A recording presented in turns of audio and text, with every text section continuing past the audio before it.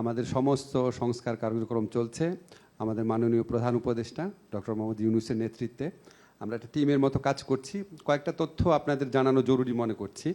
প্রায়ই দেখি আপনার অনেকে বলে যে সংস্কার কই হচ্ছে বা কবে হবে, অনেকে বাইরে থেকে বলেন, ভেতর থেকে বলেন। কয়েকটা জিনিস পরিষ্কার করা প্রয়োজন। প্রথম, যে 6টা সংস্কার কমিশন হয়েছিল, এর মধ্যে তারা যে প্রস্তাব দিয়েছিল সেই প্রস্তাবগুলোর মধ্যে আমরা আশু বাস্তবায়নযোগ্য যেগুলি আছে বাছাই করে আমরা অর্ধেকের মতো অলরেডি ইমপ্লিমেন্ট করেছি, অর্ধেকের মতো। এবং আমাদের যে লক্ষ্য আছে ডিসেম্বরের আগে ইনশাআল্লাহ আমরা অন্তত 70% মতো কমপ্লিট করে যেতে পারবো। আর এখানে কিছু যে বিষয় ছিল 6টা কমিশনের প্রস্তাবের মধ্যে যেটা টাচ করে সংবিধানকে, সেখানে আমাদের কাছে মনে হয়েছে যে এটা আপনার বৃহত্তর রাজনৈতিক ঐক্যমত প্রয়োজন। সংবিধানকে টাচ করছে এরকম কোনো জিনিস তো আমরা অধ্যাদেশের মাধ্যমে বা এক্সিকিউটিভ অর্ডারের মাধ্যমে করতে পারি না। তারপর আমি ঐক্যমত কমিশনের সভাপতি আলী রিয়াজ ভাইয়ের সাথে কথা বলেছি যে কিছু বিষয় উপস্থাপন করা হয়েছে এমনভাবে যেটা সংবিধানকে টাচ করে, আসলে টাচ করে না। যেমন আপনার স্থায়ী কমিটিগুলোর প্রধান কে হবে, এটার জন্য আমার সংবিধান পরিবর্তন করা দরকার নেই, এটা রুলস অফ প্রসিডিওর চেঞ্জ করলেই হয়। তারপর আপনার সংস্কার প্রস্তাবগুলোর মধ্যে কিছু বিষয় রিপিটেশন ছিল, কিছু জিনিস ছিল মনে হয়েছে আমাদের কাছে খুব গুরুত্বপূর্ণ না।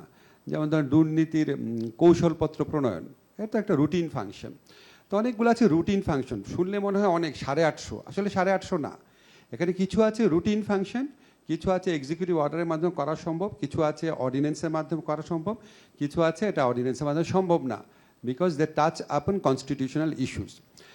এইটা হচ্ছে 6টা কমিশনের ব্যাপারে। 5টা কমিশনের ব্যাপারে আপনাদের নিশ্চয়ই অনেক প্রশ্ন থাকবে যে 5টা কমিশনের বিষয় নিয়ে আমরা কী করছি।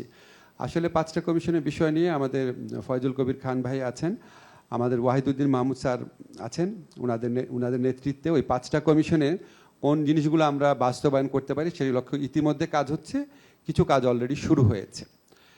আপনারা সময় বাড়ানোর কথা বলেছেন, আমি শুধু আপনাদের একটা দিক নির্দেশ করব। যেহেতু আমরা অবিচল আছি ফেব্রুয়ারির প্রথমার্ধে নির্বাচনের ব্যাপারে, এ ব্যাপারে আমাদের কোনো রকম কোনো দ্বিতীয় চিন্তা নাই। অনেকবার বলা হয়েছে টাইম লাইন নিয়ে। তো ফেব্রুয়ারিতে যদি আমরা ইলেকশন করি, আমাদের যদি শিডিউল ঘোষণা হয়, শিডিউল ঘোষণার পরে তো আমরা কোনো লিগাল অ্যামেন্ডমেন্ট করতে পারবো না। তো আপনারা এই সময়টা খেয়াল রাখবেন, আমাদের তো সময় প্রয়োজন।